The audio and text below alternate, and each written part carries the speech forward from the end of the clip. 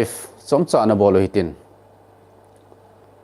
thamne la jong chun ka sun tan chule title la jong ka sunin zan ha a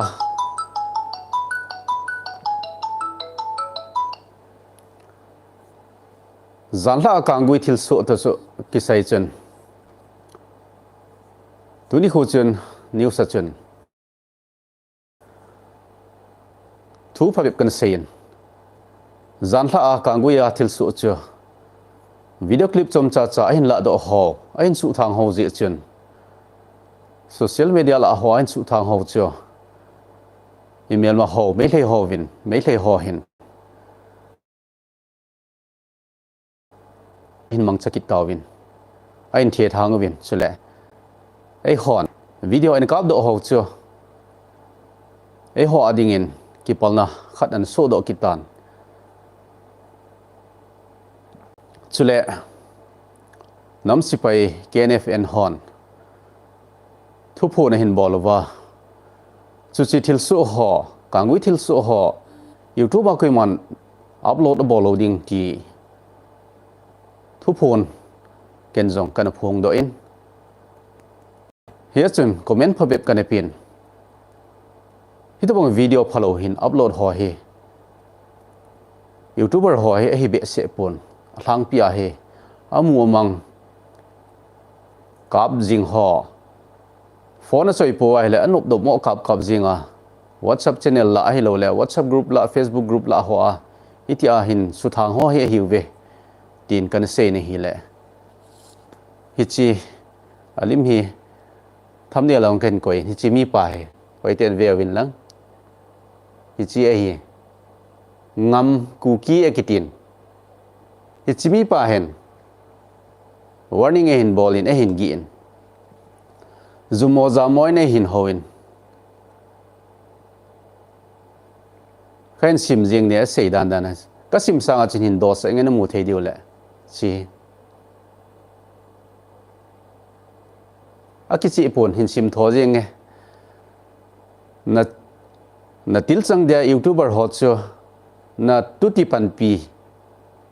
hitam na chi nom ham YouTuber ho abana hin thangjangam haukip ama hin a hin don budin chu chi mi pa chu hamji he oso pitin hin don budin hi le thangjangam haukip a hin don bud kinin ama pa hin na thi tha di chu nanu su ham nanu su mel nanu sul men chang na sei nanu sul men chang na sei ni phin ham inbox in bolta na thu ka je pa di chu I chan ge ha ri tam ke kiu jong hitalo midang khat jong hin chou than alai hin na aba na hin chi chin zat bai ten chu chi mi pa hin don budin adi ase he pidia mi za mo no ham beber nei do mo adi ase chu tin a hin don budin hi chi itabang mi hi di jong chu het sa yeng na hitia social media la gi na hin bol the ho alim jong hi ve mo mong lang na ho koi gam ka ya cheng ham a he no mole comment hin bol leo chun ki pa mi te chi mi pa he chi mi pa ngam ku ki ekitin ngam no YT Elias ngam no YT YouTube username hi ngam no YT ekitin amin hi ngam ku ki ekitin subscriber ku anein hi chi mi pa hin hi chan ge ya chu zu mo za mo an se ya gi na hin bola ke ke lo thangjangam ku ki jong na tho pa ding ti a hin ho khom e hin ho tha thon hin hi to bang mingol hi igam sungu inam sung wa jong na lai ham ti he ka sei no ma hin to alim ke hin do sa chu ai kha no mule komena ain sei pi leo sun ki pa mintin I pilong e ka ti hi pon hi jong le ta bang mingol hi e ho ku ki cha te sunga jong yum na lai ham ti hi ka sei no ma hin ke na si jong ka sei hi pon video viral ho ikipal na thei dingo hin kap do ho hin su thang ho hi YouTuber ho khat le nium zong le hi ta bang hin bol ho hi phone a choi mana lim mo la la a Facebook ka poi WhatsApp ka poi hi ti a lim hin the thang ho hi ve ka ti chu hi chan ge ha ma hin ama zong hi ana bol jing khat chu hi di hin chule comment khat hin sim be nge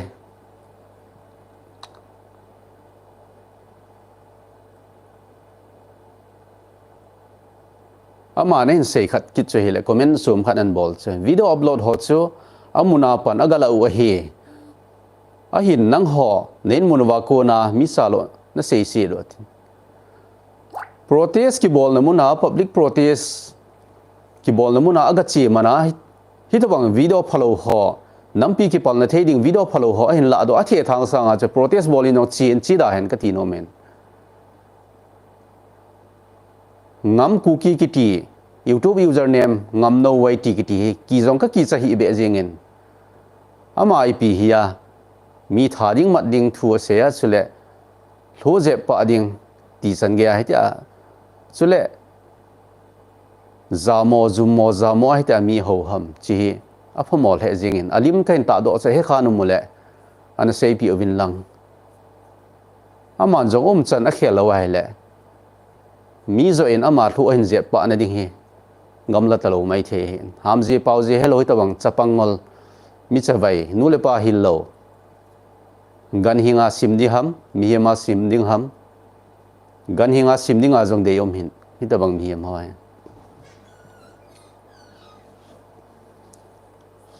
thu sei ji an ki tim dom le phan din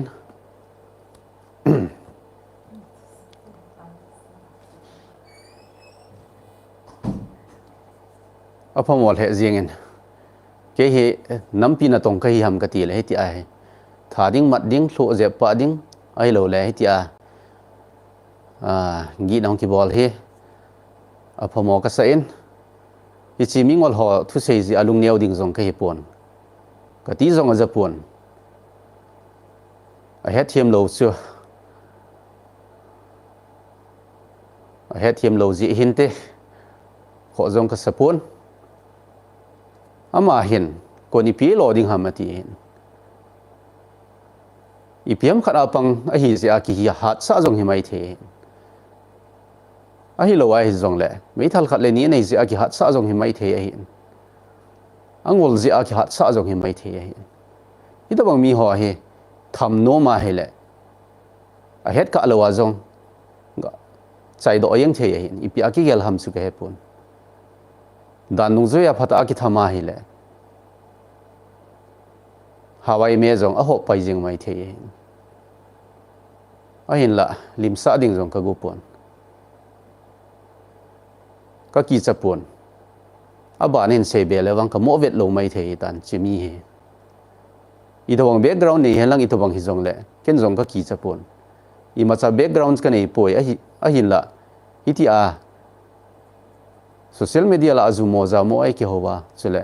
thading mat ding ai ki ho ke ke hi lo YouTube comment hin bol ho jong hi ti a ai ho chu phomo ka sen chi hi tawang mingol zong inam sung win na lai ti ken phun do hen lang chika chun comment khatleni sim ki do ku ki ni tha pha sar pa na ho jong ni tha pha min lon khong sai again first comment kim nei zoli dam so do pulun pu na ho jong dam so do vo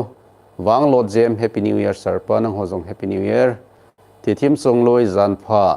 zalengam lyrics adi sir na bol hoye ki pa me SPP ho kip sar pa ki pa me kum tha hi to honin news ngai thiam ta kita jin kil thang zo frontline na ngap lowa ina pat pau ho hinti ama jong chi pi chom ni ham protest a chu gapanga zukham sawa a gapanga video viral ho a zumo zamo hin sephung le hong chu hitabang hi chi gan hing ho jong chu hi mai the hiwin meeting in hiti a chu comment a bol ngai lo hi la hi ning boy khong sai chapang chawai hi chu hình lúm lâu ding a he kil thang zo a thu ka je po adi chu ke ye inbox sa o lim sa ding a hi pon a hin la mi ngol hi ti ai vet tho tho ai le wal che ding hin hi ti ai khat ve social ngai hi za khain social a hin ngam lun kilong ke wang ke kha pui beling sang kuki hoi mo heza hol do bainanti kim nei zuali koi ham idabanga sarpa ho chu sar hol do apha a hi alim jong chu za cha na be ui cha da bang a hi aza samo tave hold on very special in subscriber ko nei hinalai the family record hold the utin bune sa uti ain bol be kit le police a ka bol di ham a hi lo le namlam kai ho hi ngai ipi lu diu ham khatve hi to dup hilin ki jep sa le chingdo ta mai thi a hi zalian gam lyrics nule pa hillo ho hinti hemin haulai mingol awat thim hinti sarpalim sa datan kalim sa god hidi po hi jong le hita bang mi hem jong he hita bang gan cha jong he e ho ku ki sungin khat le ni om na lai ti ken ta do ai bo we Elizabeth haukip mi chawai chapang chawai asanga hanzo zalo chu nule pa hillo he gina haukip lungneu hi osar machal jingin hichi gan hing khat thu seja lungneu ding jong kai pon ka phet jong anol poi es kap siama haukip hichi tabang hamji pauji hello hot chu mi khutu pente hiwe pathin ko ma tau pi ute tc hangnung holdo ayani asa di chu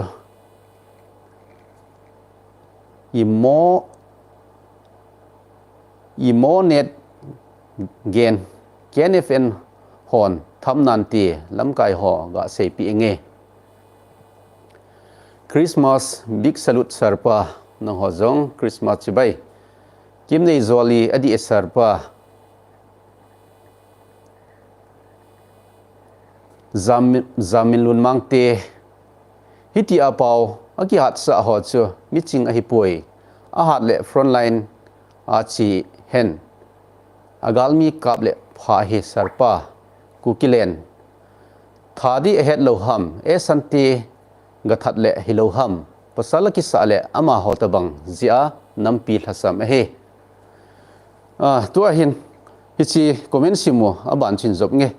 zanla video viral ho nampi ki palna ding chule ule naw ki palna thading a sei do jong tam ta om he ahung taw we hum pi sipai ho ahung taw we a hiti we khati we mi min jong ga pha khel khel ngai lo chule koi organization jong pha khel khel ngai lo chule ta bang ho nampi ki palna thading ho chu video la do khel khel jong ngai lo hin protest bola pang ho jing se jong hilo in muna ko na limla jong omen chu che limla ho chu number 1 a chu lim jong la do ngai pun ala do hilu jong le thot le jong ngai pun ipi thanop naw ham amhon amuna amu le hun sa jing ning hin hitabang nampi ki palna thading ai lo le khatdinga chungi na thading ho he bol loading a hi ti a kan sei jing ji a chu ken jong tu ni kho a namsi pai KNFN hon YouTuber hon upload bol loading atiu chungchang thu a chu kan zop pe a hin hitabang iki palna ding so do ho hi WhatsApp la ho a itia keima a hin gi pa gancha ho tabang cha hiwe ti a kan sei ji a chu chu chi gancha chun thading madinga hin gi a hin wang lot jem avun lip di he mang khantang ching son ching dom dom muti omri hang hal media channel sarpa nei nem the mi chu ipi bakilo di ham mingol hi bo chu lungol mo hi be o mi chawai zule sangol mi him khat to hin ti niau nu thovum chiao ta bang chu bol sa ding hi chu he hling 1 2 3 mi chawai ho hi thi thu thu le pha he lungneu pu ti ka lungneu pu so pi mang mi lal to thang sar lungneu hi o chita bang ho to ki bang din kan phal poi ka lungneu pon ka ti jong japon ki ba pi go pon a hin la itia chu ta bang hela tha ding mat ding thu ho le zu mo za mo a ei hong ki ho a hi ji a chu ka hin su mul pho hi sera zo hepa a tho ki not gan hing chawai hin te nu mo sa hen hi chi mingol thu sei a hi puna hi o pau thin mang singson lekha het lo ji he 100 BC 100 BCE a ping hitan te lungneu hi o het thiam lo ji en te ka lungneu poi no cha singson almo hi o mi hemin atu tu a de hi lam go ho thlowum nule pa hillo cha hina ta asanga lien zadia lom zaji het lo le helun hey sir don but kham zong hi poi don but kham chu hi pon a hin la mingol ho hi khat ve su di ngai hian kain su di go hi lun zaw lu pheng adi esar pa ZR football club puna dam jing hinam nang nge imu ting lung nom le ki pa om ji hung machal jingo mi dem ho hi asunga pathin kiti to khom lo mi a hi gel thim mayo henge singson chung avun lima malcha nu de hi e lalcha zo man lun atha thing lo wa piang hin te go gaming sar atho zep pa la di he sopi hi chiming ol pa hi ima jong lo potin chule zumo zamon jong ho pi potin chule thading matding jong ho po hite tong samte koiham amin jong in seo ngam ku ki akitin YouTube username chu ngam cha kiti ham ngam nyau kiti ham hin ve phange ngam no yt akitin ang lu tha hon chi na ve mai yo ba chi pai a he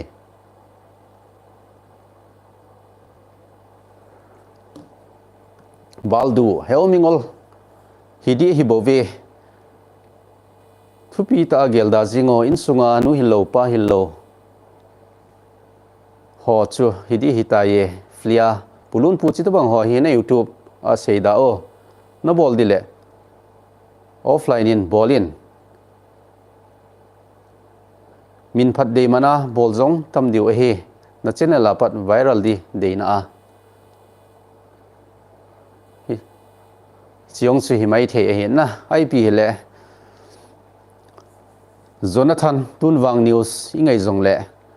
Kuki militant versus CRPF atitaw vi sir iti bola phadi ham hichi hi namsi pai khat le ni hong ki zor ho mi pi pho thip mi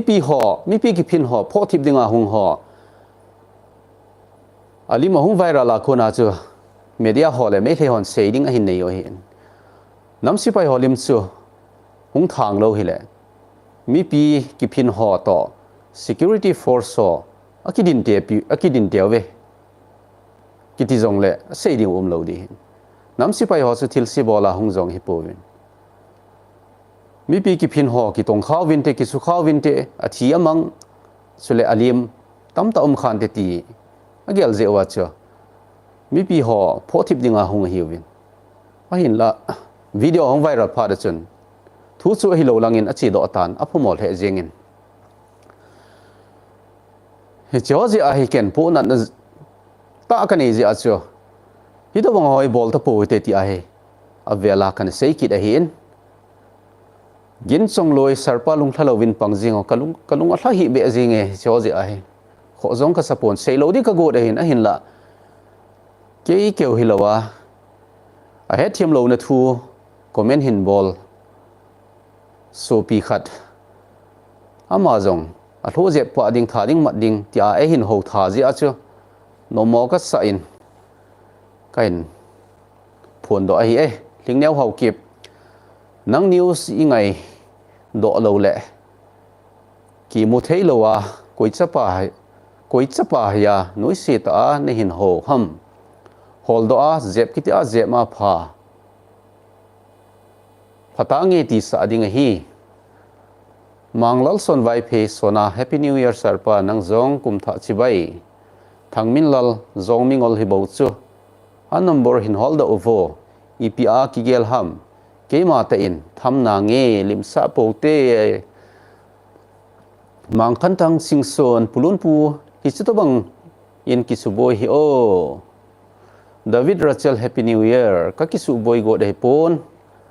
hi to bang mi him zong om na lai ti hi ka endos vet sa ne hen agam kai mi ho a kha hon hi to bang mingol hi i vel la win omin ui ngol ki pe sa lo ding hi na ti theina ding wa chu alim ken do sa hi Paulem by pay Happy New Year sarpa na ho zong kum tha chibai thang sen kum tha chibai sarpa na ho zong kum tha chibai lungmul hungdim na cute thede sir tu la hi sim yong ka ki sim man pon ima zong ka bol man pon samza ka samjong hi saw hi tan ka ki tan man lo hi tai ain la cute nei sa jen ki pa me min thang thlang mi thang hoi hi chu sarpa mi thang hoi bahia itia chu thulala sei chu lam khoi sing son he ulung hang hi o ngai da min keizong village lun tir hi e keizong village lun tir kai e ti dan ham lam nei chong hlovum exon la ngai he sir akina lim sa jong ngai poi hiti a hi khatve isu mol phole pa khop sen in gel mai hete lin en lam sar kon ipi sei ham abulla chun ken seitan he thiam lo khatin zan hitil su ho aphat lo dan ka sei le thading mat ding chule zum mo za mo ai ho na thu a hin sei a hin comment hin bol hen a comment jong chu remove kana bol he tai kukilen mingol he hitia thu sei thei ho chu sar alim hit in koyo please kaet kha ahi kha le hil the ahi le ana hilinge kalung chu hangin ahin he thiam lo ahi a jong le he thiam sa zo dingai hi ni ve ken ta do tan se ngal ngal khat min ta do beng hi che he alim hi ki chi nam chi alim chu chi he thumbnail in zong alim ka koin thumbnail la zong in vet theu he thang neo ati pom lewa ve di he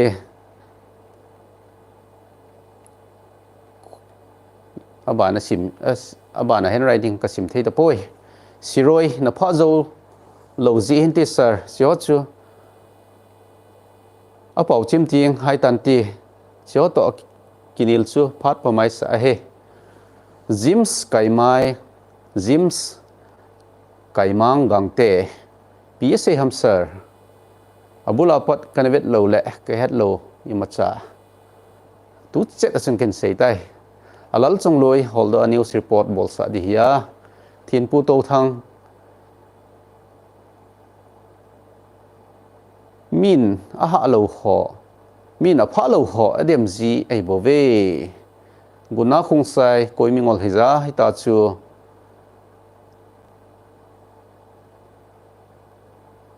gi na hung nei ham madogang chela su thip do de he sar lungneu hi ben ka lungneu poi Frankie Amy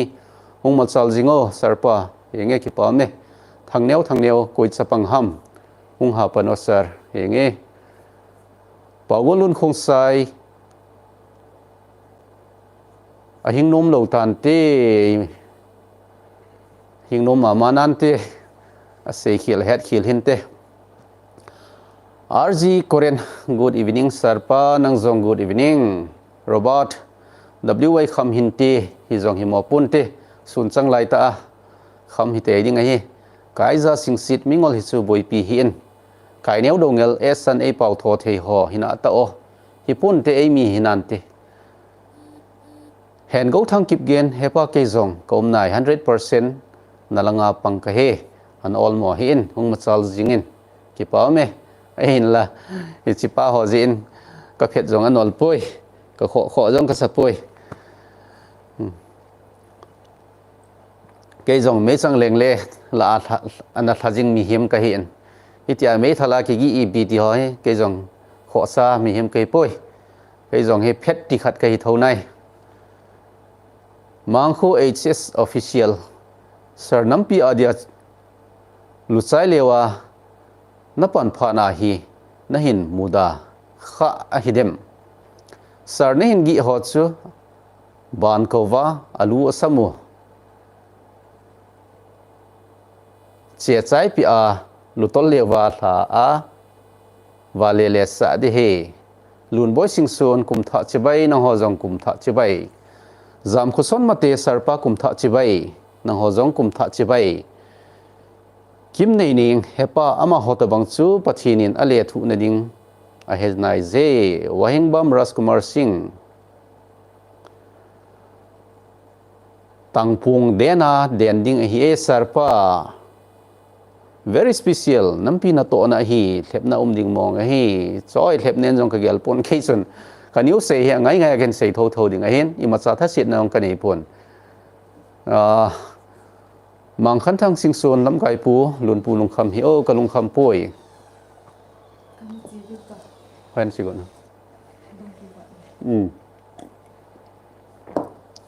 birthday khat dan hin ka che man nai poi ke hi vai ge lang ki dan tai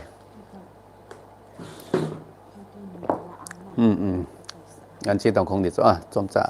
lời hay ngày luôn sửa biểu lên này nào hỏi trong khát gạ kiểu liềm pin nghe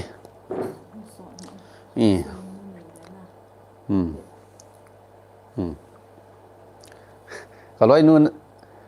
namun nom ten hena mah he social media hin aha piham aha donom pon kalau ini tu trong khát gạ kiểu dầu dám lục phèn dòng hệ hapun nat mà hi ding hin dầu dám min dòng an hapun nat hin lang alu ahol monom hin te sarpa hi pi hi de ham a het khil je achu hi ti achu ha hin bol hi in i pi dòng bol do di ham tang tel thina kham dòng bol do pon tin thu pi ten dòng gyal po hi tin ke dòng kati zat ai lo le i pi dòng hi pon a hin la zumwa hung ki howa zamo ai ki howa chule tharing mat dinga ki howa ke welo comment hin bol ho ki san a ho tha je achu kain zum soi david lungdim a kham ngol ho hin ti hinan ti em boy video kap hol a khat hin ti tuti lo le chubang hin lung hang pon ti hi te ding hi video kap hol a khat hi ding chule zumo zamo samphung le la zong chu pang hi te ding hi hegin ho kip sar hi ti tabang mi chu atu khu a ai lai do de he chule aban in se beng protest i bol pha de jong le lung han manin zumo zamo sei potin akilom pon christian chate i hi jing se jong hi loin khan khunei te hi win protest ki bol na ho hai kum tam lang pute pa te ho nu te chule pite ho jong hung pangji hi ji en zumo zamo he sei po te ti jong hi katep na no ma hi en lunghan mana zumo zamo sei ding hi pon ilunghan na chu ilunghan na bang ta apu do sa ding zo chu ngai to hitin mai so dan zo he thep ding go hitin chule protest ki bol na ho ki phin nei bol thing le nui har hi lo le nui pa la chan kilom lo zumo zamo thu ho sei do ti ho he ki bol da le phozon te chule hi thei chan hin protest ki bol na ema ithla sam na thei ding ho imul phok thei na ding nampi ke pal na thei ding hoi akap in jong kap do dautin social media site so mong hin aso en so do potin hile phante ning pi bai te tu ni thla thu su lo hamo nga le tu thla thu su ken upload hitai so tai live ken wala che view song sangli sanga lang anum hitale kilom ni martin cookie sar gan hing so tha a hi bowe gan hing asu tha ai lowen bc khangan su gan hing ho che hitai manglol son vai phe sona mang pha sarpa na ho zo siang mang pha thingpa hoi hau kip dampi el ngai te sarpa lungneu hi o thilpha bol ho chu min adem ding mong hi hongma chal jing support jing e ki pa me nelun ku ki koi pen na hi ham na hin gi thei chu amin le number de ome please hi chi YouTube comment agi na ki bol ho hi a number ki hello a hi in ngam cookie tin ngam neo yt a username a hi in alim ka hin ta do tan ko a hi ken jong ka he poi Henry Kipgen official adi sir Hussein Sejin ei ho he nampi ki pal na thei bep ngen a hi e lung neo lovin pangjingin ken jong nampi na to na ka ti a ka bol thei sun i nampi wadinga thu su ho la su ho ken Sejinga chule nampi ki pal na thei ding ho bol pol te ti a ken thlang sab jinga hin chule nam sunga chi pidinga ka dei ho lam kai hon a chi pidinga wa ka dei ho mi pi hon a chi pidinga ka dei ho he ka dei ho zo si he ken hi chi social media YouTube mang cha ken phun do jinga hin ke jong he galmun phone line a gal bolin gapang zo hi jong leng hi chi in muna hi ti a nam a dinga ka thang sama hi ti a hi panla dana ki yel ka hi in ka panla na ho e het thim pi mi tam ta omin ka ki pa in e het thim pi lo mi tam ta jong ki dinga hi in kho jong ka sapon ka panla na ho e het thim o ma chule ka panla na ho zala khat le ni in machal na ne ya chule nampi ki pal na theding ho akuna ki ven do na nei jong le thil pha hi ti hi keiman ka gela nam na tonga ki gel ka hi in khaleni in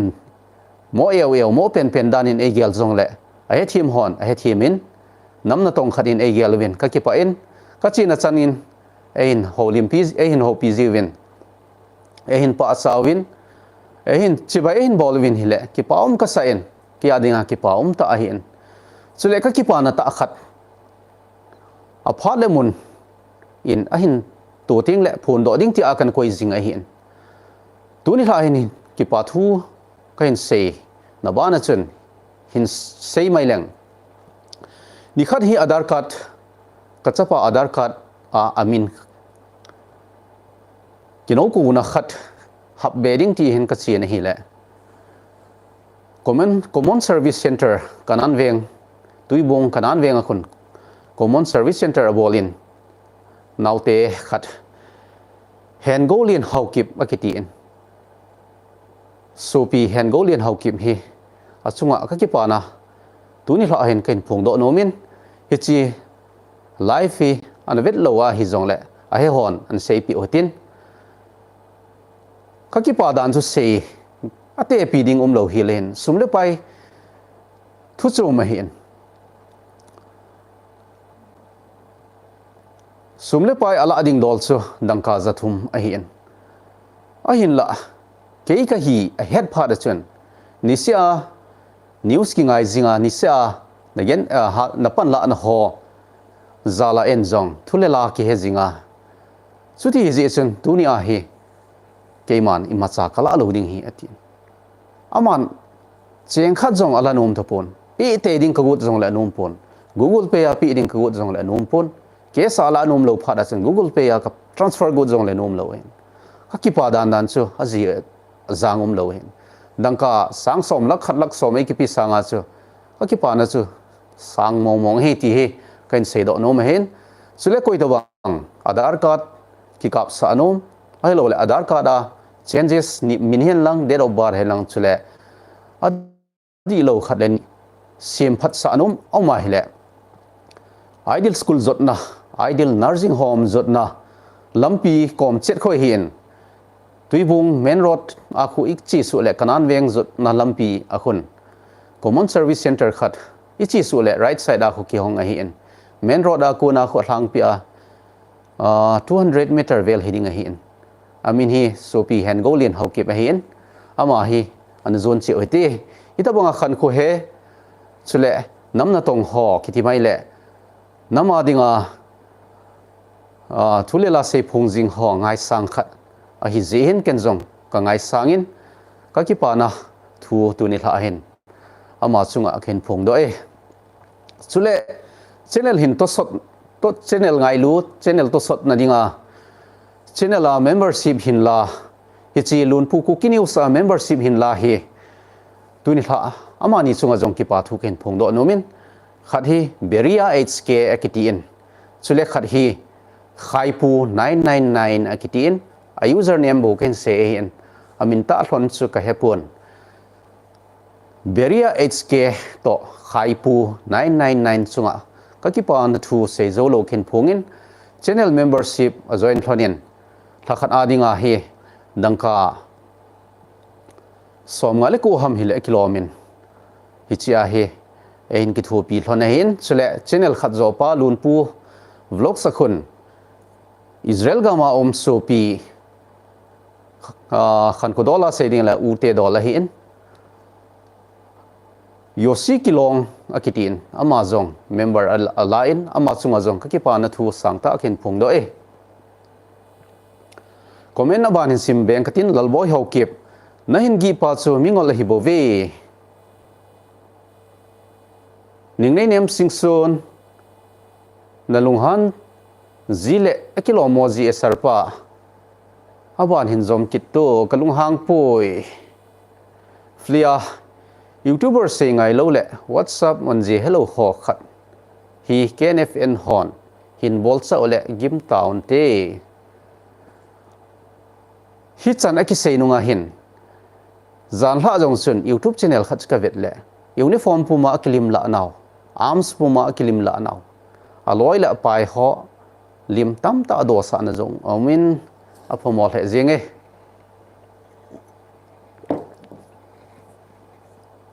ama se o puntin aloi la pai ho jong a hin o sa ding a hin chule ai hon nam lam kai ho ipa chat no mo man wa hin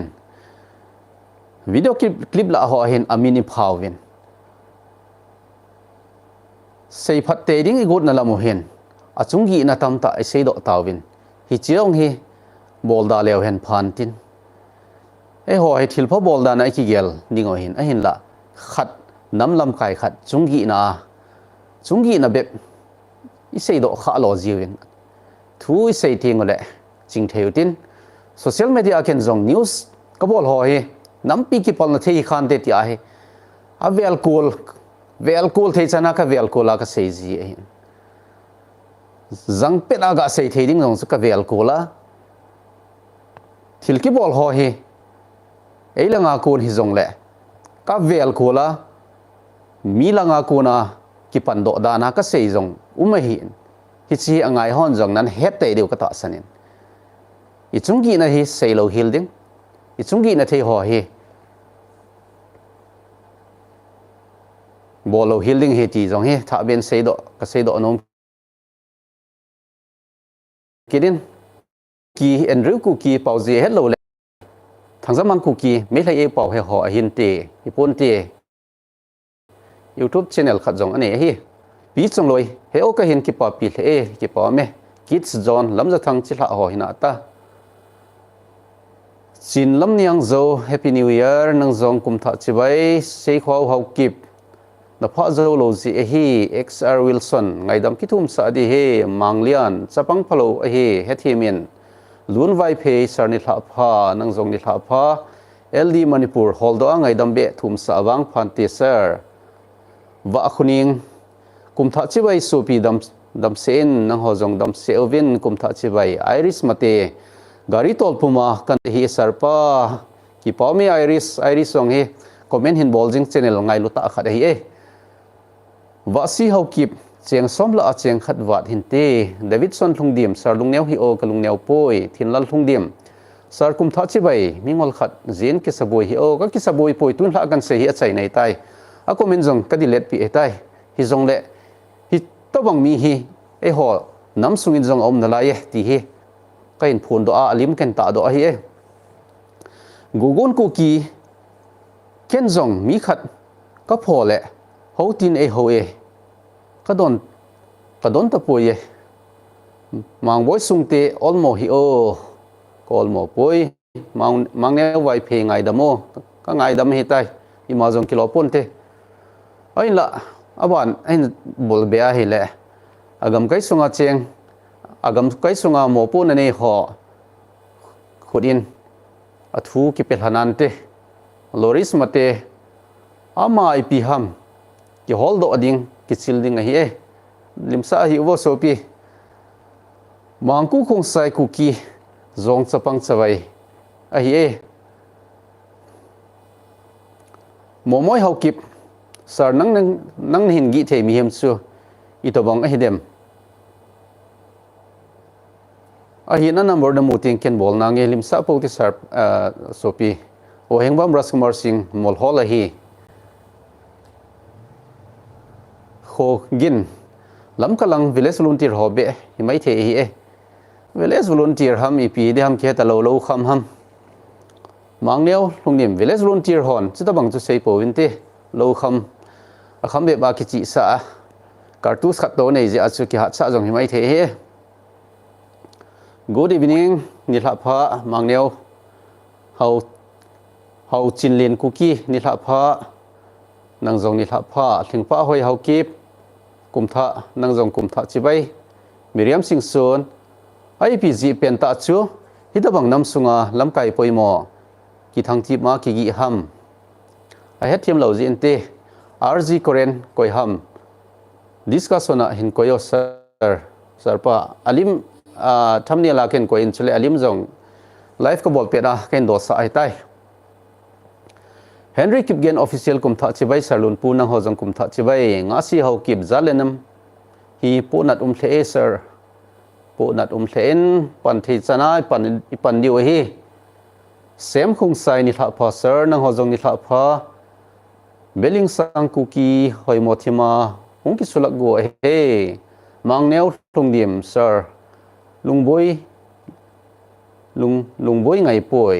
poi kadung boi poi NK tos oipu nang hin phin thei ho chu nam ngai lu lo hin te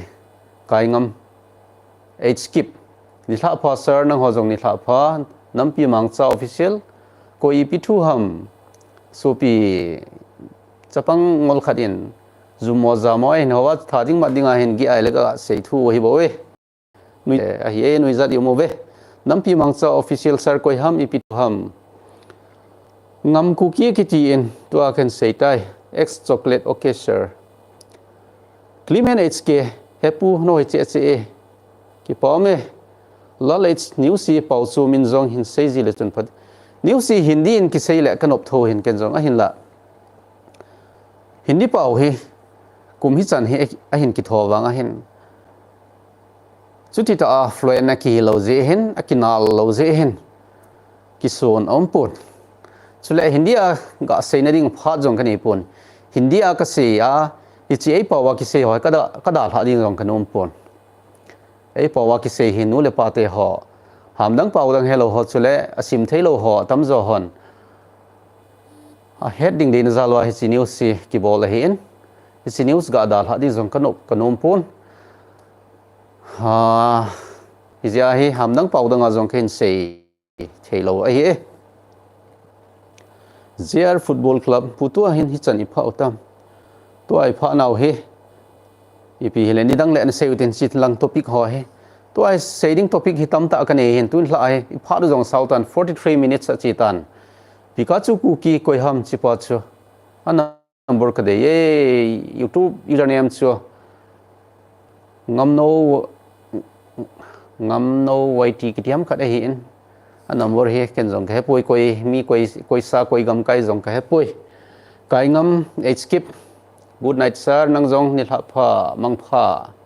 lal song gang te sar pa lunglin no henge lunglin no te thanglin hau kip pa kai jesu ta melin hung ta pon ti nang man ki holin ke nam pi adia information ka hi ti pio he pa ka chapa su thip the a hi pe na hi ta bang hoi su thip ding a hi H Romeo kip gen na dam nam hepu ka dam nai tupa lin and lam in sumi kil na thasam na lai ve ti akilange nampi mangcha official tu kisena inam sungwa e ho ki gi na lai ham khatu se me zen lungneu hi o ka lungneu poi na support le na backup ding ka dimo ve ka lungneu hi be jenge Melvin HS almo hi osar Kolmo poi say boy hold of it ding hi lút lâm vai phê sarpa kum tha chi bai na ho zo se zong kum tha chi bai kukilen for kukilen sum si la he sopi zumo in ho hi in zumo se pote zumo zamo Steve Flimsong sarnabol hoize ki pa me ex chocolate hichula michawai hoji a lungneu ngai ka lungneu puai kana to ding ama hoji en jong thasam de pontin ka news ball jong angai ngaya ki ball tho tho ding a hi eyong tha hi lo vai le la thu chom hintin kadam lai sung sia kon powa hile gamdang mundanga na to na thamdang ka bol lo powa lai chi lunpu ku ki news si ka hin ball jing ding a hi gin ku ki o double fc alim jong chu a phone mai bo mu alung lang mu phalo e bo ve sa sang do ngel akum thling lo chapang ki mimin kip gen phone choi ji hello ngi hau kip lungneu hi in ka lungneu poi thang sen kum tha mining ngai damuti ka ngai dame boy si hau kip he pu kum tha chi bai na ho jang kum tha chi bai Henry amazo khu tha di chula that po te lim sa po te mingol hen tim tin koi mai te kim pau bai te pulun pu hung masal jingo henge nin support jingo win moinu singsun sibang hi zewa ikhang to the po ve ku ki te he musal ho vom kum tha chi bai na ho kum tha chi bai alam dange ku ki sarpa ku ki sunga hi tu a ei pau tho hi angol ki tami Zer Football Club lalboi kip gen sarpa ama ho chu ngai damun tin thang hlo vom ki pa pi no me haupu gui te sarpa happy new year na ho jong happy new year hegun kip gen tu ge ya me thri la ya in kyal u tu ge za ka koi na lai he status a koi di jong ka koi nom lo he so pi hegun adi hi status ang koi lo di status ang min ki download the hin is in chi the hi chi the kal wala pha poi kim a thi phat thing ki go hi tan ti sweetie ning boy tong hang san hi le me le te ga sat ta tala lalboi sing son nui sat o chong hoi chang san asarpa lam sodin adi asarpa enge dam sodote nam pi mangsa official ku kite hi abol thei khat om le sunem ding hitabang lungel ni lai chanwa inam sungun dam loading a hi lungneu hi hepa ka lungneu poi st anga sarpa ko pi go jile ka ki phatlam ji cho nen mu tiang le nen ho pi vo ke hen mi ka het lo zen ken ho ma sa thei pon nen mu tiang le so pi sangam tin ki ho itin ha cái hi nei het thim na ding vin ka kum khat ven sei nge ka sanga ta zo hon naw bola nei bol the na diu ka sanga chapang hon u bola nei bol the na diu chele cha te gol hon cha te bola nei bol the na diu vin ka kum hi tu a he 44 plus 45 ka thin nai lo he April ha le 45 ka hi ding hi bebe le office sarpa hi chu holdo ngai na sa lo ham holdo daute donda taute karli tula youtuber zong itamovin ahin youtube meaning hello ngena hiwe nampi ki paldo na trading youtube bol hi izanam khadomin apamo the weather summer akham hinti enzel to thang zumo zamo a asanga lin ho the ho hi ain sunga zong aman jing hinti popi zumo zamo thu ken jong chom chan seng a na sei chu di ding hi in sunga mang ho hin ham polot ki ti khat hi achi pi no mo na ken zong zumo zamo ki ti hi sei lo hil i chan in kalung hang zong le ka cha te zumo zamo a ho lo hil ก็จียงจุโมอาหูขโลฮิตยาเฮจุโมอาก็จีก็ใช้ตำขโลฮิลก็เห็นเขาอุเสขโลฮิลก็คำมาคนอ่ะสู้ดอกขโลฮิลเห็นอิจฉานิลุงหางจงแรงฮิจิเห็นก็จีนจงจุโมจามอสูปนอาชาเตจงหูปนเกยจงไอหูปนอิจฉานิลุงหางจงเล็กก็จีนจงจามออาคำมาคนนี่ปวดสาปนฮิจิเห็นจ้าภาษาหนีกันเองก็จ้าเตนี่เขาคิดอาหุนดันจะเกี่ยวเสียทนจงกุมจงเละจุโมอินเกี่ยวหุนปนอลินปนจงเนี้ยปะจุโมจามอนะหูขปนอันเนี้ยปนจงอุปะเขาจุโมจามอนะหูขปนก็อินสุงว่าเฮจุโมจามอคิดที่ki phakalo hin hizi chun insunga zumo zamo ki phakalo eni kama ko na zumo zamo ki phakalo wa dunia chapangol khan zumo zamo hin ho chu phamo tho wang hinai insunga zumo zamo se ho hin khulaya jong an sei deu a hi mong ji nai popi nen sei chu sar ni thla pha so pinang jong ni thla pha lin en lam ting le ho hi zumo le zamo normal ta ki ho nai nei ji ho jong hi nga doพาดหิตายฮิจีบอลลูดิ้งเบียพาฮีจุโมจามอเกี่ยวกิติฮีกิจาบอลนะจงอัลฮัสสัมเซนบอลลูเบียดิ้งพาฮีสารพัดตัวนี้ละจูนเฟรชมอเตเวอินตีฮัมนี่ดังโตนบังป่วยเฮงเอตัวนี้ละสิกเฟรชจะป่วยจะจำลุเพงสารพัดอามาหัวตาตาเสียกูคิดมีในหน่วยเสียวฮีกูสันดูพิกเจอร์จันพาเฮป้าจันพางำจ้าออฟฟิเชียลวิดีโออพาเสียงไงเล่าชัวจะจำลูกเพลงสารพัดอามาตาตาเสียกูคิดมีในหน่วยเสียวฮี LHS กูคิดไทมส์สารพัดหงมาจัลจิงโอมินหินเดมเทจีมินหินเดมเทฮีอามาจัลนี่มีตัมปินก็ยังตัวสดจริงเว้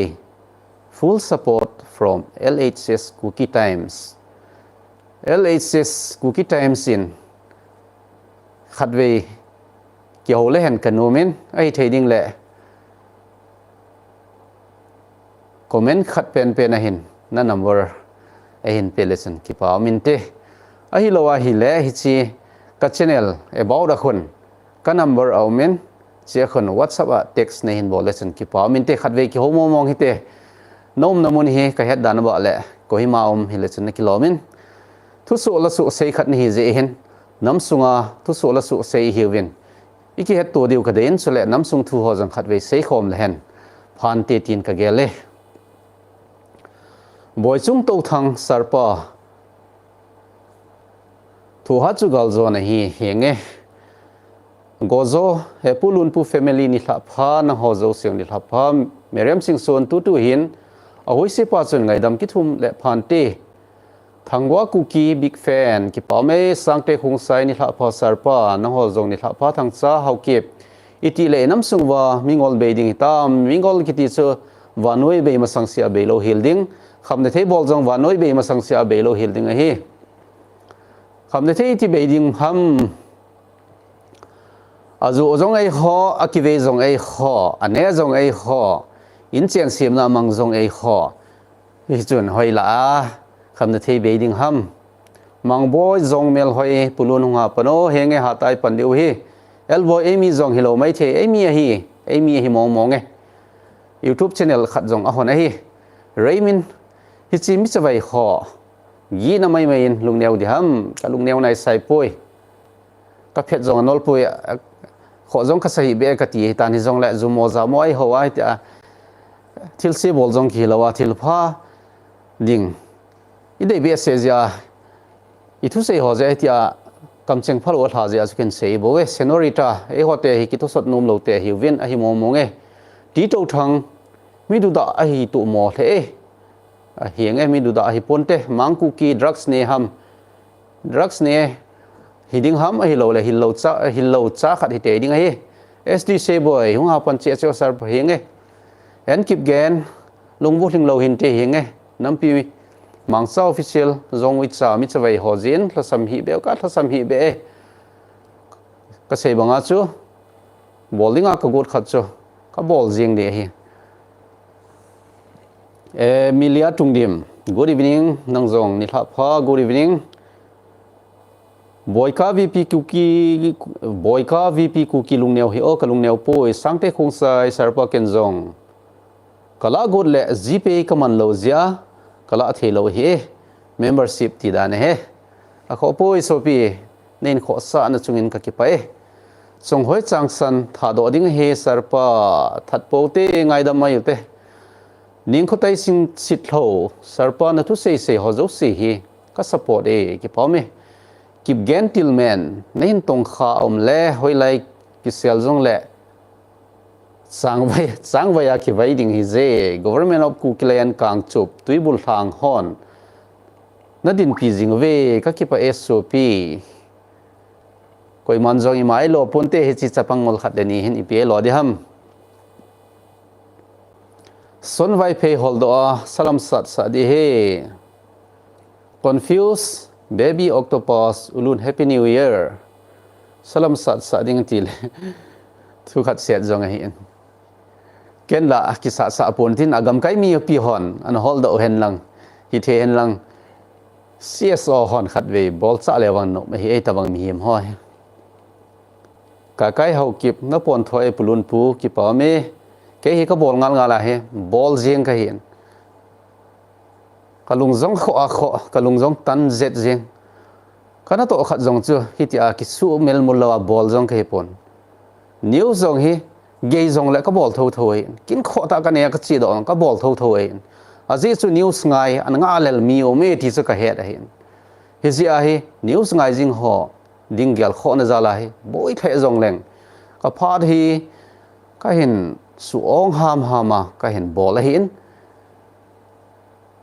ka se khilo mai the news ka bola ko na hi hiti ai su lo de do news ka bol hi khabe se pon khulzina ka chi cho hi lela amun le pha ni na tu lo le ki bol thelo hin ina kum na hi le news si tang lo hi la ken bol jing a hin ken bol jing ding a hi a hin la a he thiam lo hon agel le hi chi YouTube news ka bol je a hi sumle pai tam ta ka mu ding hin agel lovin sumle pai de mana bol di ki lawang su hi sanang ka panzo lo mai the hi en ka bol na he gun su ta pangkhat a ki ji a he sule channel ngai lu channel news an ngai jing mi tam ta hoding gel na he ken jong ka zo chana pan kain la he ti jong hi ke phone ka phone do nom kit a hi pau di ulun e hote hi ki pa chat jong le social media ta do te ding lungel ne thu chapang itam na lai win aboi hle ade wa wang ITL for dam wa namo thip che jingwin ITL for jong hi adam now ve tuni khochen women wing hon KWOHR hot to kithuin sidin protest bolove pakam sar hadin lang ha jingin enge ha jingote haupu gui te di sarpa ki pa me ngam sei tu pa ipi thu ka za ham nang sunga hitabang thu sei the chu a kho puye gel thu pi be se pote kam gin len tu boy dam se o ki pa me sat neo miguel kum tha chibai na ho kum tha chibai ning cha kip gen kum tha chibai na ho zo siang lal thum gang te ni tha pha na ho zo ni tha pha sang boy gang te he pa ngai damin henge thu pin jam ka gel poi hau sei hang sing sarpa ba de jana chi manding hinam kaloi nu nang cha hin henge kichinan te kaloi nu le cha te hoi chi tawin na kim jem hab sarpa na news sung so dikalbo ngalel he ki pa me sildo chin thang kum tha chibai na ho kum tha chibai boy chung to thang kum tha chibai na ho jong kum tha chibai khup tin jang zo te kum tha chibai sasang vai phei kum tha chibai na ho jong kum tha chibai tha gen kum tha chibai na ho jong kum tha chibai ka kai hau kip sarpa itia ku ki re he ki ngai lu thelo dem kuki channel sarpa kum tha chibai kuki channel nang jong kum tha chibai kuki channel jong hi nam sunga dinga mi man tam ta khada hi in nam pia dinga man cha theita nam ngai lu ta khada hi ti jong hi ke ma in jong ken phon do a hi ama jong hi zalen ama dinga panla thu so la su ho chule mabana panla ding dan ho samphung le jing khat a hin ama zong hi an to sot jing hi te ls skip gen sarlung neu hi en kalung neu poi boy kim khung sai na that go pa chu ken bowling e sam kim mate sarpa ken ngai sang mong mong e ki pa me sat neu miguel ngi pa chu bol cha di hi Sid Lawrence kum tha chibai no hozong thaini sing sit ki pa pi num wal jing e henge ki pa e lalgin to thang zan pha na hozong zan pha song hoi chang san lam za thang u cha hinti sarpa khup thang sing son sarpa ni tha pha ke ya he ulun kum tha chibai nang zong kum tha chibai kailin sing son sarpa ni tha pha na hozong ni tha pha kukilin boy ki pa pi no me ka ki pa e Steve Lim Song tu sanin na live ka ven na live ve sir ka ki pa e Jonathan Sarpa nangin nikhat ni kolpa media ho alim wang ke he in amin wang su ka he ta poi kolpa hindi anin ho na wang su nal ka sawale chipa jong chu Republic TV e hin ku ki te ngo na drone bomb chungchang thu che hin amot ameng se a Hamas ting roi mi hon Israel te akap naw missile ho akap do naw mun ho po chu ku ki te a he ti le ka hin bol sa hin kolpa wa thimo sa chu ka hin bol he tu na na la ya ven le kolpa wa ki sei hi wanga chu kolpa hello ho adinga English subtitle ko ya sa pa wa jong vet the hi e khup thang sing son ipi thu na sei wi ta mo speedy car thu pin gel hin henge chin lian mang zo zil kung pu lun pu kum tha chibai henge no kum tha chibai buru kha sem binei na kum na sei chu ka gel sangin na kum chu hlom ka se henge ka kum hlom chi ka sam hi ka pu te zo se jong ade ekol ngen ka pa jong hereditary ti mai yote kei ke welo ka u jong ade ekol ka u jong kei to thakat a hin ke hoi hereditary dan ke hove huma chal jingo hepa ki pa me ke za he sarpa nukum le nalim akilo mo e namel chu upathe e dam so do ta samji e ka samum lo ji a he upane sa he chule mi hem hi upat lo he face tula hi ke sanga chapang 30 plus so dong ade ekola someday dim se de tan na hizi hin mi hem akum I het no ma hele amai vet ding amaya ko na ki het the hin na mi hem amaya ki het the pe na he achal pang ade sanga ning cha kip gen ulum pu ka gel helam pe akum le tha chu na chapange na kum to thu lowin nam na ngai lut na alien ka ki pa pi e kukilin boy happy new year nang zong happy new year mang neu hang mi sarpa nam ngai lulo sapang pinte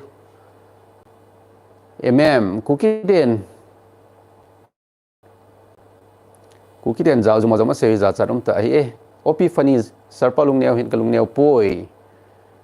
nadaf min thlawum official channel ni tha pha sarpa hinge na hojong ni tha pha lgyp sir athupi hi be henge Jennifer Gangte sarpa lung neu pote henge lulun thawum ni tha pha thi thim bai ti kum tha chibai hung ha pano let's say how keep henge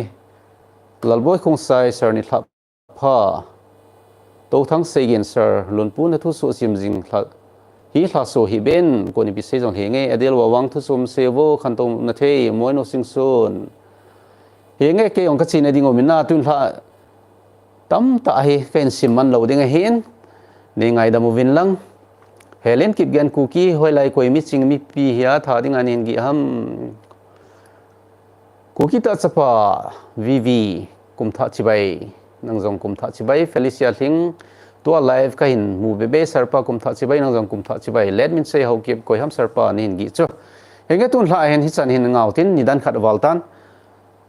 ha saibol chung chang thu hole district danga hon itawanga pan la hom ti ho zon ka sei no men chule kukizo council in economic blockade nikhat a hin phonwa I chana pan la wa itawanga pan la wa chule economic blockade bol si ichana effective ham ichana lol thing ham ti ong he saving ka go den tu ni la a hi chi zumo zamo chule tharing ma dingai go ei no pa thu achun I pha do ki chai tan pha din le jing ni la lang le chi thu he ne se mai te o ki pa me ning cha thlung dim comment simin ka tin pha thi ngau te sir thu so mi pi update ni hin bol ji hi salty nei lovin pangjingo nampi ngai lu ni monge henga ki pa me ning cha ichan hin chai te ulenau life in ve hozo sile life in wedding hozo sin bon chawin chung che wen ka ki pa thu gen phongin pathin in pathin bu hen lang inam sung jong pathin pathe bu hen lang I to tham zo sewin pathin lol thin na apio hen lang ilung to bu ku kile and separate administration pathin in e hin pit te taw hen bon chawin mang pha dam sil taw win